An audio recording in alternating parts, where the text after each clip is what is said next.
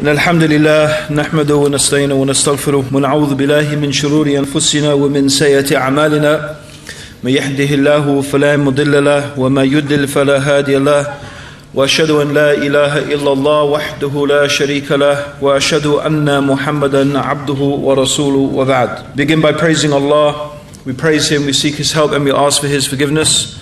And we take refuge with Allah from the evil of ourselves and from the evil consequence of our evil actions. Whomsoever Allah guides, no one can misguide. And whomsoever Allah leaves to go astray, no one can guide. And I testify that Allah alone is worthy of worship and that Muhammad sallallahu alaihi wasallam is the last and final messenger. I've been asked to today talk about Islam, the true religion. And so what I want to talk about is how can we in fact know that Islam is the true religion? And before we can even talk therefore about the subject of how can we know Islam is the true religion, it might be worth spending a bit of time discussing the issue of how can we know something? How can you know something? That's a good question, right? How do we know that what's happening today is real? How do you know that we're not all plugged into a computer like in the Matrix? And this is all an illusion. That someone's going to come and do some amazing kung fu. No, but seriously, how do we actually know? How do I know this is not a dream? Well, you don't. You can never be absolutely sure. But there are some reasons, and there are a lot of good reasons why you might think that that's not the case. Apart from anything else, what I want to dwell upon is what faculty do you use in order to make sense of the world around you? Well, let's put it this way. If a man... Do you have gas meters here in Norway? Do you have gas when you cook? You have gas? You don't cook with gas? I thought in Norway you had lots of natural gas and stuff like that. It goes to Britain. Yeah. Okay, so you all cook with electricity then? You have an electricity meter. You get free electricity. Oh, okay. So you have a meter, right? Do you have a meter? And does some guy come and read the electricity meter? So how do you know how much you're using? They just send it. You use this much electricity. No proof, no evidence, no nothing. It's going to be easy to convince you guys then. In England, okay, we have gas meters, electricity meters, and water meters. You can see it there, how much you are using and how much you are consuming. And a guy comes around and he knocks on your door, okay, and he says, I've come to read the gas meter.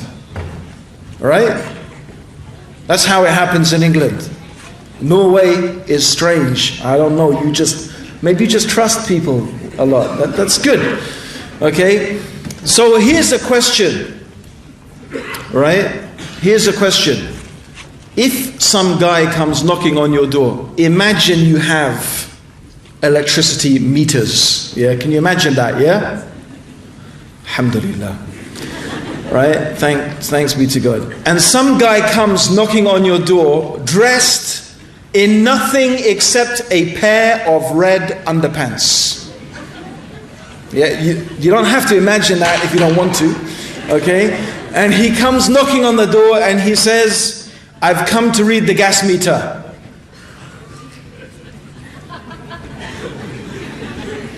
What's your reaction to that going to be? What are you going to say, seriously? What are you going to say to this guy? Huh? In Norway, probably nothing. He'd probably say, oh, welcome. I don't know, I mean, we just give you the money. We don't even, just tell us how much I've used and I'll pay you, Seriously, what are you going to say? Okay, what did you say? Okay. Because this is a challenge. Someone is coming to your house and he's making a claim.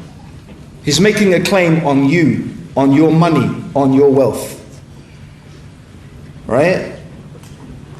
And so, as the brother said, he said, ask for some ID.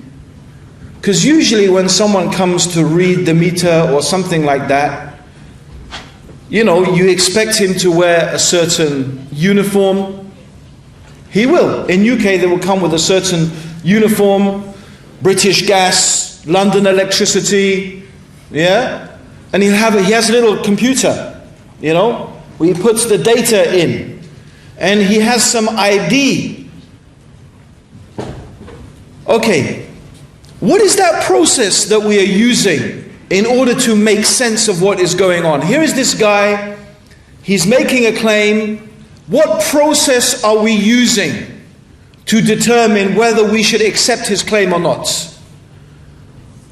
What process are we using? What are we doing? Yeah? Proving involves what? Huh? It involves logic. Reason. You use logic and reason and common sense. Yes? True or not? You accept that? Do you accept that generally in our life, human beings, we see the world around us, we see it, we hear it, we feel it, yeah, we taste it, we experience it through our senses. And that information that comes to us, we process that through our brain. And we call that process reasoning. Yes? True or not? Okay. So let's use this process of reasoning and of common sense in order to understand the world around us. Now there are some principles that we could call universal principles. There are some things that human beings everywhere, they accept to be true. They're truisms, universals, and it's something we call common sense. Common because it's common. Everybody accepts these things. I'll give you an example. Would we all accept that part of something is less than the whole of a thing? Part of something is less than the whole. Yes? There you go. Yeah? Common sense. Okay. Would we also accept, generally from our human experience, you don't see something coming from nothing? True or not? Yeah? Except in Norway, when you get your electricity. But no, you don't find something coming from nothing, right? Do you find order spontaneously arising out of chaos? Do we find that? No. Our human experience, in our human experience, we don't find that. Where we see order, where we see patterns, where we see laws, our human experience, our reason, our common sense tells us that someone or something has imposed those laws, made those systems, made those forms through which and by which things function. So let's look at our world and let's look at our universe and let's look at everything around us and apply these simple, basic, reasonable assumptions to try and make sense of the world around us. Well, when we do that, we see that also in our human life, in the world around us, in the universe, we find laws. We find order. We find things existing according to patterns. We find form. We find systems. We find order. Therefore, it's only reasonable as a human being to presume that an ordered, systemized universe, that this order and this systemization and these forms did not come from nothing, nor did they spontaneously arise out of chaos. Because there is very little, if anything, in human experience that would make that a reasonable assumption. Rather, it's reasonable to assume, where we see things working according to laws and according to patterns, that someone or something with intelligence, something with power, something with will, has imposed those laws and those patterns and those orders upon that thing. That's why, if I was walking in the desert, excuse me, is that you got a mobile phone there? Have you got a mobile phone? Can I borrow it, please? Thanks. I don't need to use it yet. Okay? See, I was walking along, well, you know this is not true, but anyway, I was walking along. Does anyone know what this mobile phone is made of, right? Two basic components, three. It's got plastic, it's got glass, it's got a silicon chip, right? And it's got a few precious metals. But mostly, its major components are plastic, yeah, and glass and silicon. Okay, where does plastic come from? Does anyone know what plastic is from? Oil, thank you. And glass and silicon? Sand, good. Tell me the name of a place with lots of oil and sand. Saudi Arabia. So there I was, walking along in Saudi Arabia, and there in the middle of the desert, I found this mobile phone. A product of billions and billions of years of random events. Yeah? The oil bubbled, the earth moved, the wind blew, the sand shifted, the sun shone, the lightning struck, the rain fell, the wind blew a bit more, the camel trod, and after billions of years, this mobile phone formed itself by a process of random events. I turn it on, hi mum! I'm asking you a simple question. Is that reasonable to make a claim like that? It's not, it's more crazy than the guy with the red underpants asking to read your electricity meter, right? That's not reasonable. That's not a reasonable claim. That's not a reasonable assumption to come to. Yet, that's exactly what we are being asked to believe by some people. Some people are claiming that our universe, that our solar system, that the life that exists in this planet is a product of random events. A big explosion leading to ordered, systemized forms of existence.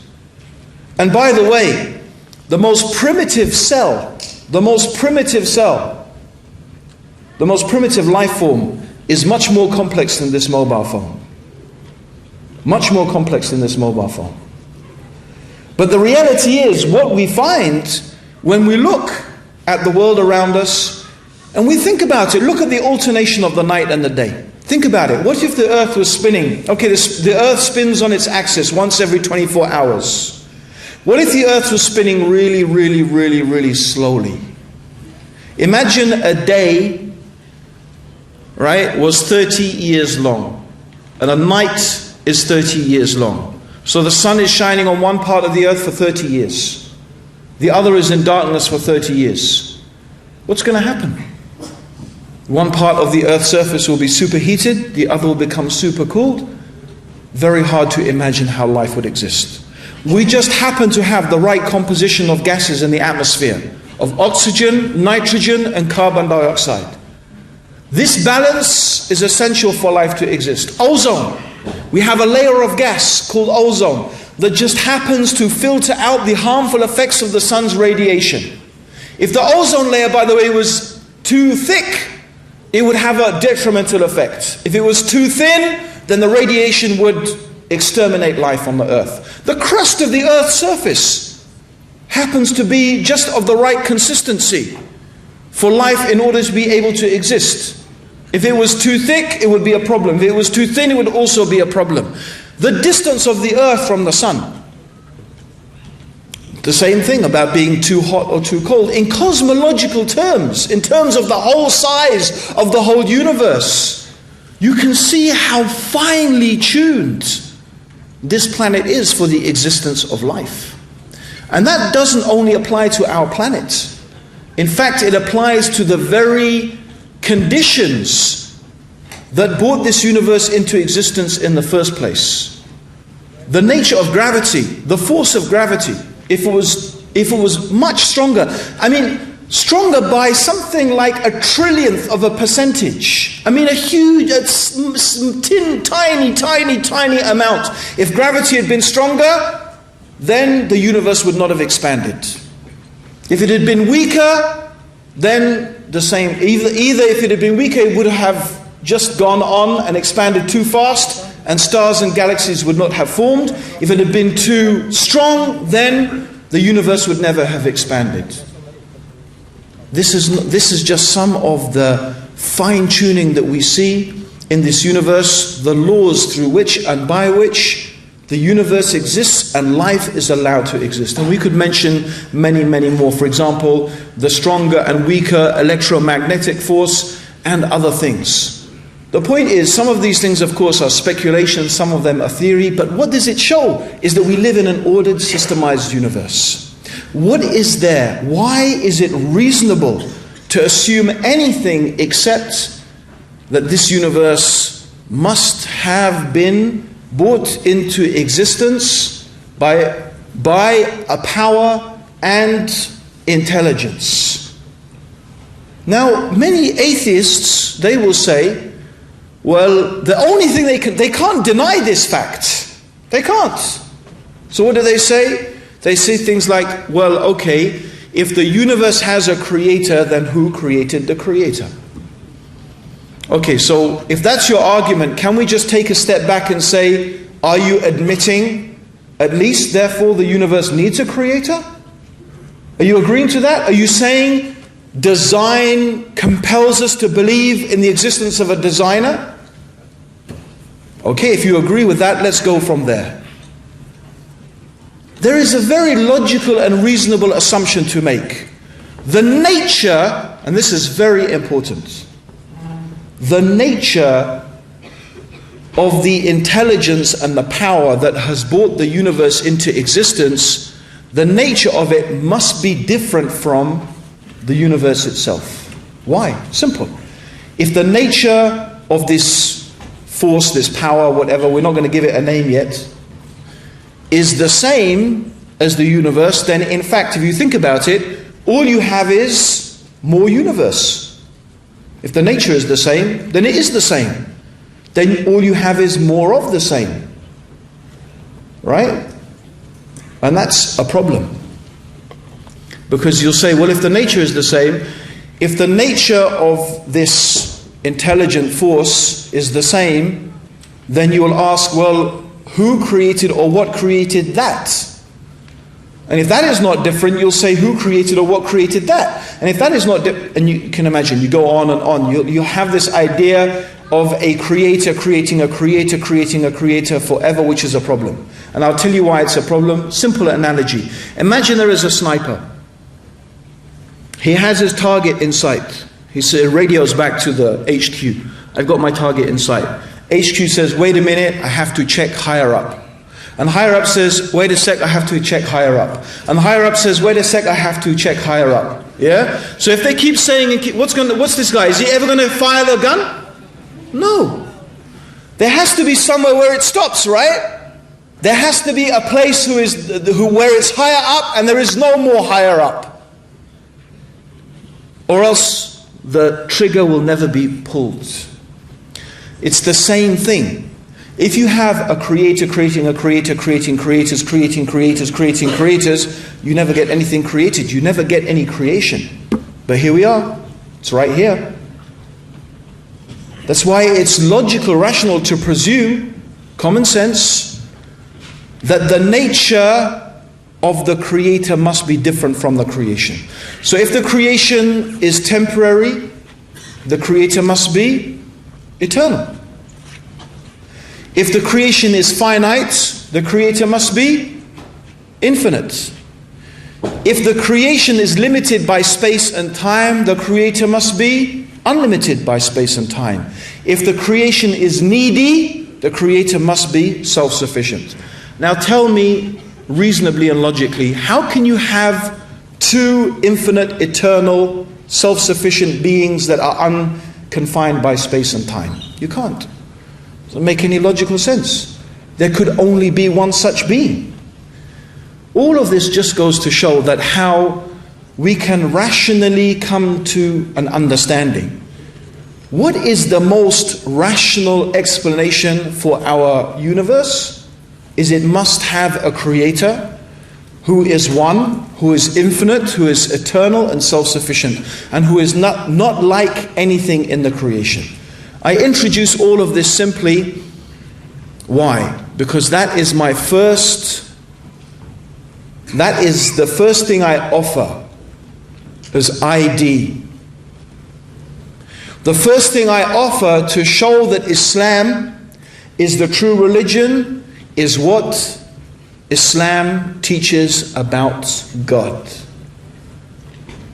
Because Islam is the only religion, except Judaism, but it is the only religion that teaches such a concept of God without confusing and compromising this concept.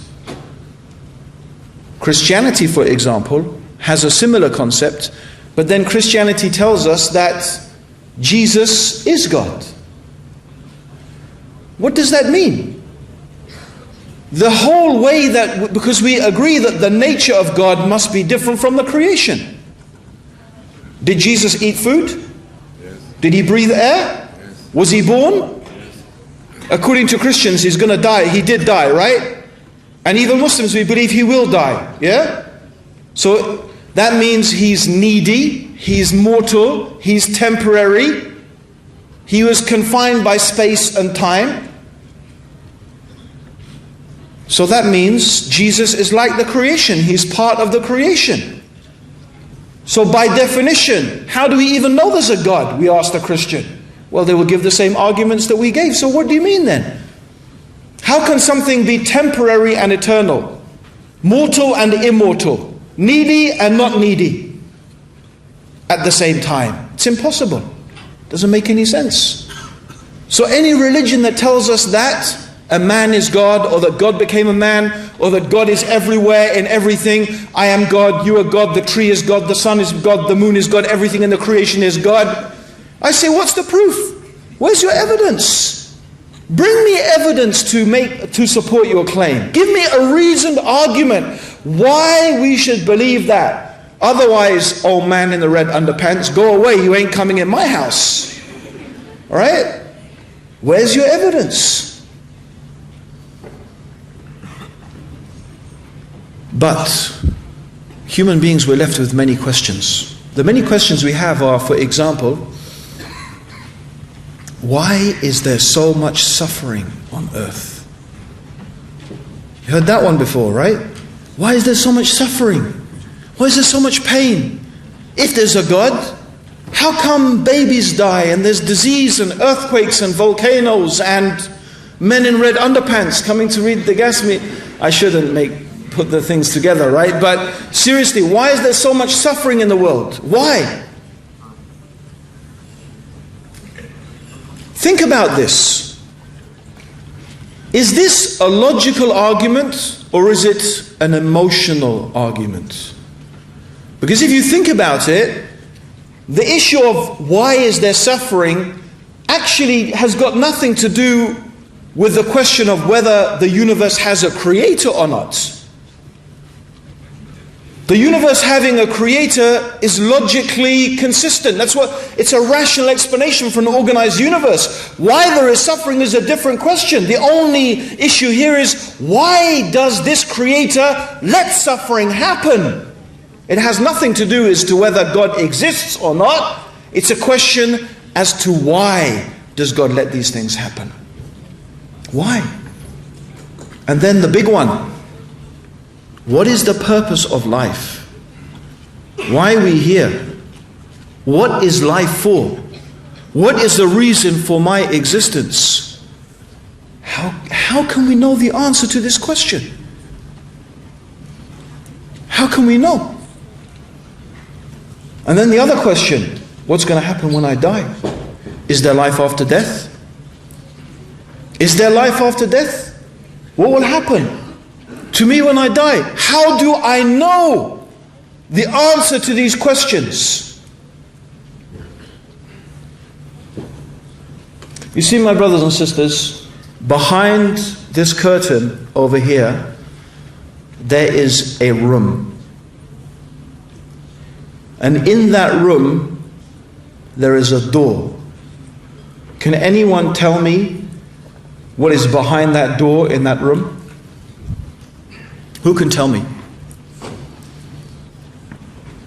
Come on, hands up. Who can tell me what's behind that door in that room? You know? Do you know? Do you know? What? How do you know? How do you know? How can you see? You can't see. It's over there. How can you see with your eyes? In fact, you're wrong, by the way. You're actually wrong. So what you said is wrong. You can't see it with your eyes. So can anyone tell me? What? Yeah, but I'm asking you, can you tell me what's in that room? Yes or no? No. Okay, the point here, my brothers and sisters, is to illustrate a very important point. This is the limit of reason. You can think, well, maybe this, maybe that. It could be this, it could be that. Maybe through some thinking and something you could come to an understanding. But this is what is called ilmul ghaib. It's knowledge of it's unseen. What is the purpose of life? It's the same thing. Is there life after death? When we die, is something going to happen to us? It's the same thing. You can't see that. You can't perceive it. So this is the unseen. The point being here is that how can I know? I want to know. I think everyone wants to know this, whether they admit it or not. Everyone asks this question. What's the purpose of life? Why am I here? What's it all for? Is there life after death? Why is there suffering in the world? Why? Why? What are the answers to these questions? Now really the only way we can reach certainty, about the answers to these questions is when the one who created this universe, this God, this one infinite, eternal, self-sufficient being who created this universe, brought it into existence, created us, if He tells us, this is the reason for which I exist, for which you exist, this is the reason, this is what is going to happen when you die, okay, then we can reach some certainty. Then we can reach some type of complete and comprehensive understanding. But then there's another question. How do I know? How do I know something is from God? How can I know that this information is from God? We go back to our hidden room. Right? Let's give an example. This hidden room. Now if I tell you, okay, I can tell you what's in that room, you say how? It's similar to the man in the red underpants, right? I'm telling you I know what's in this room. You say, how do you know? You say, well, I work here. How do I know you work here? Well, here's my ID. Right? Here's my ID. I'm the engineer. And I know every single nook and cranny. And I can tell you, well, you know this, and I can tell you that, and I can tell you so many, and I can give you more and more things until you'll say, yes, now I believe you. Right? And so I tell you, okay, what is behind that door is... You don't really want to know, right? There's two doors actually. One's the toilet and the other's the exit, as the brother said. But, so And there might be another door as well. But the point being is, forget the details. The point being is that I need to give you some information to convince you. So the point being here is something that is from God, something that is from the all-knowing, all-wise, all-seeing, all-hearing creator of the heavens and the earth. And we're presuming some things about God. I know that may not logically or be logically necessary, but we would expect some information that is from the creator.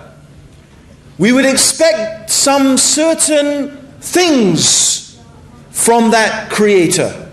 We would expect some ID. We would expect some qualities. No, so let's first of all look at what Islam says. Islam is saying, actually, before we look at Islam, let's look. We've got a group of guys standing. Okay? Let's not imagine there's not one. Now here's the real situation you have in this life. You have 4 or 5 guys. One guy is saying, there is no door. There is no room. And how did you come to be here in this auditorium? It's just chance and coincidence. This whole place just put itself together by random events, and you're here by random event, and don't worry about it. Just have a good time and enjoy your life. Right? So that's obviously the atheist. Right? The materialist. Then another one is saying, well, what you do is when you go through the door, you go out and then you come back in and you sit here for a bit and you go through the door and you go out and you come back in, right? This is reincarnation, you know. It's the idea. But they're saying something as well. You need to be a good person. You know, if you want to keep coming back and, you know, eventually, of course, if you are a good person, you'll go to a better place than this one. You'll be better. So there are other ideas, ideas of reincarnation. And then, of course, we have Judaism. They say, okay, there is a door, and it leads to a really nice, beautiful place. And there's also a terrible punishment waiting for you, and God is going to judge you. Who made this place is going to judge you. But you know what? You can only get to that nice place if you are already born into the Jewish race. Right? You have to be born a Jew to get there. This is, by the way, actually what a friend of mine went to the chief rabbi in England and asked him, if you're a non-Jew, how can you get to paradise? He said, you can't. There's no hope for you. Right? So it may be true, right? It might be. I mean, you know, just because I don't like it, it doesn't mean it's not true, right? But it's a bit helpless for the rest of us, right? And we still want to ask the question, well, why should I believe you? You know, why did God put me here? Why am I here? Why then? Okay? The Christian will tell you something different, of course. And we have Islam. But at least 3 of these religions, Judaism, Islam, and Christianity, have a very similar story. They are saying that God, the Creator, this Creator, has revealed a message. He has chosen certain human beings. And He has chosen these human beings because of some reasons. He chose them because they're truthful, honest, trustworthy, and sincere. It's very important. And God chose them to be the ones to whom He gave the message. And that message from God is for all the human beings. And also these messengers, these prophets, these people who God has chosen, they're not only delivering the message, they also live the message. So they are practical examples of how to follow this message from God. If you believe in God and you thank God and praise God and worship God and you follow this guidance, which includes many things we will talk about very briefly, then you will go to paradise. There will be a day of judgment. God will question you about all you have done. If you believe in God and you do righteous deeds, you'll go to paradise. If not, you will go to hell. Three religions pretty much say very, very similar things. But still, we want to know, how do we know? How can we decide? Well, certainly, when we look at the prophets, when we look at the messengers, and definitely we can look at Muhammad sallallahu alaihi wasallam. One of the big differences between Islam and Judaism and Christianity and even Buddhism and much of Hinduism is that Islam took place in the whole viewpoint of history. In other words, Islam, what happened, what the Quran says, what happened in the life of the Prophet Muhammad is historical. It's not really shrouded that much in myth and legend. It took place in the full spotlight of history, in a time when human beings had begun in an unprecedented way to write down and collect in a systematic way the experiences that were happening around them. And that is something we don't find even in ancient civilizations. So this is history. Islam is taking place within the view of history. So when we talk about the things the Prophet Muhammad said and the Prophet Muhammad did, actually we're talking about something that is pretty much agreed upon as being historical. Of course there's differences of opinion, but by and large, much of what we have about the life of the Prophet Muhammad is agreed to be historical, in a way that's not true about the life of Moses or the life of Jesus. And there are things that took place in the life of the Prophet Muhammad that would lead a reasonable person to assume that what he was speaking is the truth. So this is the first thing. Muhammad, may God's peace and blessings be upon him, is believable. He's believable because why? He's proven himself to be truthful. He's proven himself to be trustworthy. He's proven his sincerity. He's proven his honesty. And that is proven in his life. And you can see many, many examples of that. What is very important here to understand, and this is important for Muslims as well as people who are not yet Muslim, is that you can't judge the Prophet Muhammad or Islam or any religion based upon, oh, I just don't like that. I don't like that law. I don't like that rule. I don't like that punishment. It doesn't sound very nice to me. Yeah? Well, you know, I have a really bad toothache and the dentist needs to give me an injection. The last time, by the way, I went to the dentist, this is a personal thing, you know, the dentist tried to inject me, I nearly bit her finger off. Okay, because I'm so terrified of injections, right?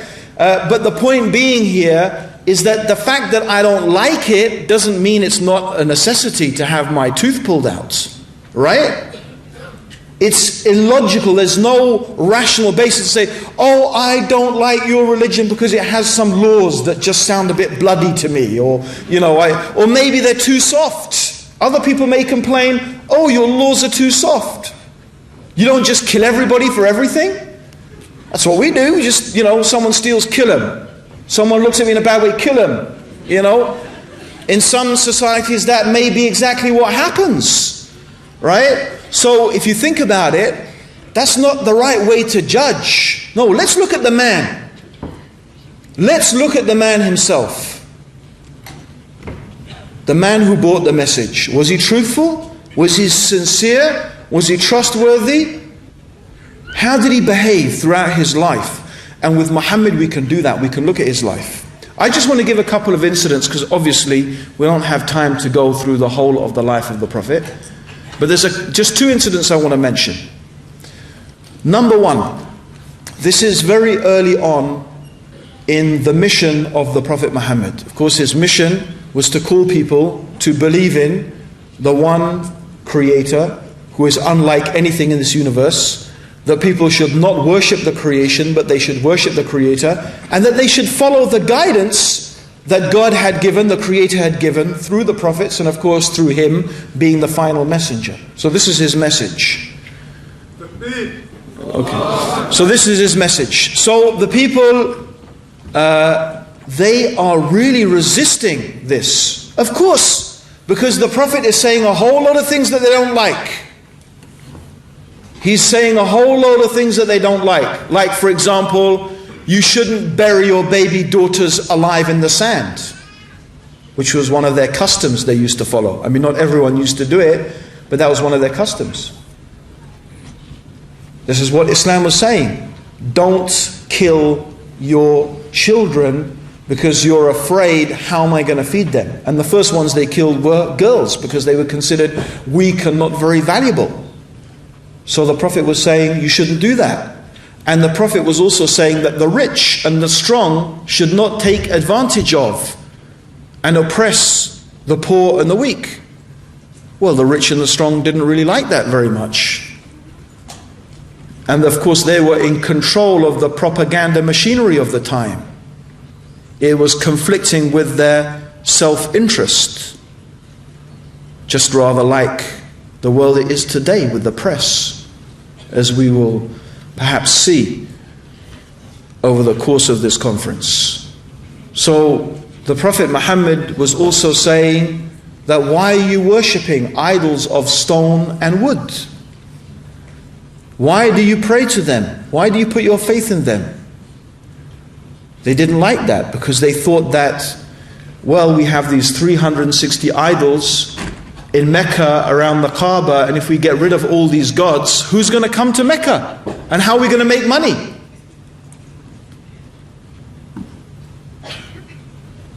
Yeah. So they didn't like what he was saying. Doesn't mean that it wasn't true though, does it? So anyway, however, what they did realize is that this message of Islam, or this message that the Prophet Muhammad was bringing, was being accepted by quite a lot of people. And by the way, problematically, most of the early Muslims were women and slaves and poor people. The very people that they were exploiting and oppressing. So they decided to make the Prophet Muhammad an offer. This is the offer they made him. They said, if you want to be our king. Now he was of course from a very, very noble and important family. So they said, if you want to be our king, we'll make you our king. If you want money, we will make you the richest man amongst us. If it's women that you desire, you just tell us which women you want and they will be yours. And if, you are sick, and this spirit that's coming to you and telling you things, we will spend any amount of money until we get a cure for you. Just stop preaching this religion. Now think about it. If you're a con man, if you're a liar, if you're a trickster, yeah, well, you're going to say, whoa, which offer shall I take now? King, money, women, yeah, that sounds good. Right? Yeah, I think I'll go for the king. Yeah? I mean, do you understand? Everything is offered. Okay? But what does he say? He says in one report, some of the books of Sirah, it very eloquently says that the Prophet replied, if you give me the sun in one hand and you give me the moon in the other hand, I will still not leave off preaching this message. Now, think about it. Is that the words of a liar? Is that the words of a con man? Is that the words even of a deluded person? Because that's what some people say. Well, yeah, he thought he was a prophet of God. He really believed it. Of course he wasn't a liar. He wasn't really purposefully but he just thought that this angel Gabriel was coming to him and so on and so forth. So he imagined it. But, you know, it's very hard to explain. If the Prophet Muhammad was, may God's peace and blessings be upon him, deluded, how do we explain the information in the Quran? How do we explain the detailed legal injunctions in the Quran? How do we explain, how does a man living in the desert 1,400 years ago, how does he come with a book that describes the lives and the histories of the prophets that came before? How does it describe the laws through which people should live? How, from where even many Christians and Jews, they've realized this problem. And they said, well, even some of the Christians, they said, you know what the extent they went to? They said Muhammad was actually a Christian bishop. A heretic Christian bishop who escaped to Arabia. They had to, because they said it's the only way you can explain all of this knowledge and information. But and there's even more amazing stuff in the Quran. For example, let me just turn to Surah Al-Anbiya, which is the 21st surah. And let's turn to ayah 30. Okay, so Surah Al-Anbiya 21:30. And let's just read this quite remarkable few verses of the Quran. And let's ask this question. From where does this information come? This book is 1,400 years old. Let's remember that. 1,400 years old. Okay? And I'm just going to read the English translation of it. Okay? Have not those who disbelieved known that the heavens and earth were joined together as one united piece, then we parted them, and we made from water every living thing. Will they not then believe? Now, what is remarkable is the Quran is talking about the heavens and the earth being one united piece. Then we parted them. Right? I mean, today we all know. It's, secondary school science, the Big Bang. The common origin of the universe. But how does someone know that 1,400 years ago? Where did someone even get the idea about this 1,400 years ago? Where does this information come? It's amazing. And and there's many things. I just want to turn to the next chapter, amazingly, and that's called Surah Al-Mu'minun, the Surah of the Believers. And if we look at verse 14, this is amazing. It says, the Quran, now the problem is, we really miss a lot out in the English translation, but here it goes, right? It says, we created man out of an extract of clay. This is talking about Adam. And then it says, and the word here is thumma. Thumma doesn't necessarily mean and then next. It means and moreover, and on top of that, or in addition to that. We made him as a nutfa, meaning the man. We made man as a nutfa. A nutfa in Arabic means a small drop. In another verse of the Quran, in Surah Al-Insan, in the second ayah, it mentions nutfa amshaj, which means mixed nutfa. Of the male and the female, nutfa means a small drop. So the human being is created from, it means here it's talking about the sperm. The nutfa is referring to here the sperm. And from the male and the female nutfa, so although it doesn't say the egg, but that's what we know it to be now, a small drop of fluid from the man and from the woman, it says. And then it goes on to say, Then we made this nutfa into an alaq.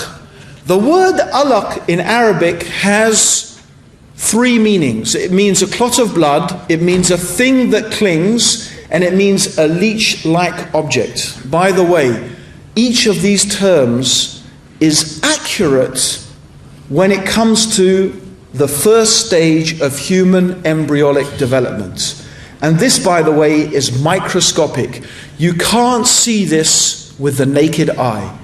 Yet the Quran 1,400 years ago is describing this stage of human embryonic development as an alaq, which means a leech-like object. And then it says, and then we made out of that a lump of flesh, mudgha, means like a chewed piece of meat. And that's exactly what the next stage of embryonic development looks like.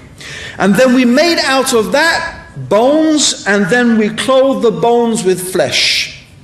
This is amazing, because that's exactly what, from this chewed piece of meat, the bones grow, and then and the word the Quran uses is fa, which also means then, but here it means quickly. Fa in Arabic means then, and it happened quickly after. Not like thumma. Thumma could mean after some time or moreover, but fa means and then quickly. And that's exactly what happens. And again, by the way, this is all happening at a level that cannot be seen with the naked eye. And then we brought forth the human being, and it took this form of the human being. So the Quran is describing 1,400 years ago information that we have only discovered in the last 80, 40, 50, 60, 70, 80 years. Where does information like that come from? Well, isn't that the sort of ID? Isn't that the ID you would expect in a book that is from God? Isn't that the sort of person, truthful and honest and trustworthy, whose word is believed, who shows in his life his truthfulness, his trustworthy and his honesty? And there is many remarkable things about the Quran. Another remarkable thing is the language of the Quran. The Arabs at the time of the Prophet Muhammad were masters of their language. Masters of their language. In fact, they had a marketplace for poetry. They had a marketplace for poems. Yet the Quran challenged these people. If you believe that this book is from anyone other than God, than the Creator, just make one chapter like it. One chapter. You know how big the smallest chapter of the Quran is? 3 lines. 3 lines. Bismillahir Rahmanir Rahim. Inna a'tainaka al-kawthar fasalli li rabbika wanhar. Inna shaniyaka huwal abtar. That's the smallest chapter of the Quran. Yet these masters, these people who could stand up and recite poems from the top of their head for hours, they could not produce, and they admitted it, they were totally unable to bring anything like the Quran. Because the Quran was not like anything the Arabs had. It wasn't poetry. They know what's poetry, and it wasn't poetry. It wasn't normal speech. It wasn't rhymed prose. It wasn't anything that they had experienced before. Yet, they were Arabic words. The language, they understood it. They understood the words. Yet they could not make anything like it. They knew when they heard this, that this could not be the product of a human being. And there's another thing, a really truly extraordinary thing. And I know a lot of Muslims, you don't think much of this. But it is truly remarkable that this book, the Quran, you can go anywhere in the world. You can go anywhere in the world. Here in Norway, you can go to Timbuktu, you can go to South Africa, you can go to Malaysia, you can go to China, you can go to Siberia, you can go to the US of A, you can go to Chile, and you can find a Quran from all of those different places. In fact, you know what? You can go back 100, 200, 500, 600, you can go back 1,000, 300, 400 years. In fact, we can find manuscripts dated from very, very soon after the death of the Prophet Muhammad. And you can compare them with the Quran that we have today. And you know what? you will not find a difference between them in a single letter. There is only one Quran. Yes, the style of writing, the font, if you like, has changed. There have been the vowel marks to help people who are not Arab pronounce the Quran correctly, but the words, the actual words, the same.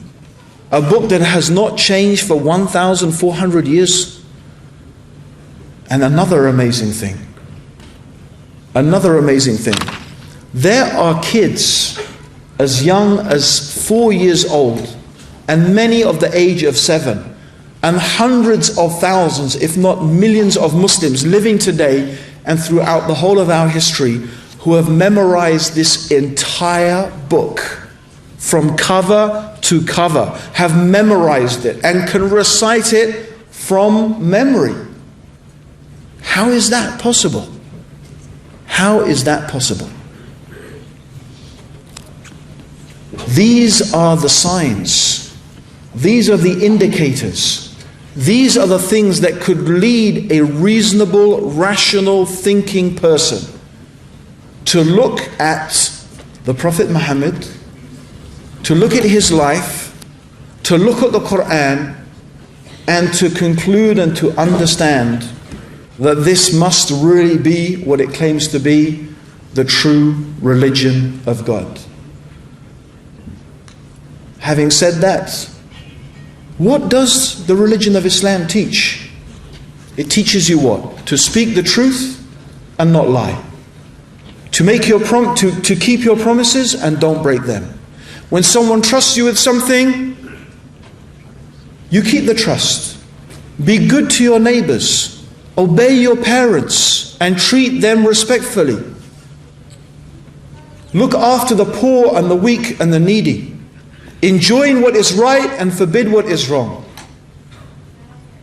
Live chaste, moral, decent lives.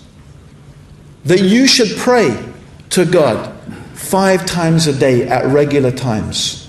You should discipline yourself spiritually. Train your mind to be aware of God. Train your consciousness through prayer, through charity to cure you of stinginess, and through fasting. Not eating and drinking in the month of Ramadan from dawn until sunset.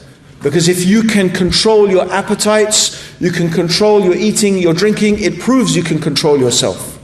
You have self-control. You learn patience. And that once in your lifetime, if you can afford it, you should make pilgrimage to Mecca, where you will stand with people of every race, of every color, of every creed. And it doesn't matter whether you're a king, you're a millionaire, whether you're famous or not, whether people think you're beautiful or not. None of that matters, because you're just wearing 2 pieces of cloth. Because God does not look to your outward appearance. God does not look to what car you are driving. God does not look to what house you live in. God does not look to whether you have designer clothes or not. God is looking in your heart to see whether you are sincere, whether you are a person who loves Him and worships Him, whether you are a truthful and honest person or not. That is what is important to God. And that is what you know at Hajj. It doesn't matter whether you're black or white, Arab or non-Arab. It makes no difference to God. What is important to God is your piety. Do you fear Him? Do you love Him? Do you obey Him? Have you surrendered yourself and followed the guidance that He has sent down with His final messenger Muhammad? May God's peace and blessings be upon him. These are the ways and the means through which a person who thinks, the person who ponders, the person who reflects can know that Islam truly is the religion that has been revealed by God for the guidance of all of humanity. My brothers and sisters, may Allah guide you, may Allah guide me, all of us, upon the path of truth. May Allah bless all of you. Assalamu alaikum wa rahmatullahi wa barakatuh.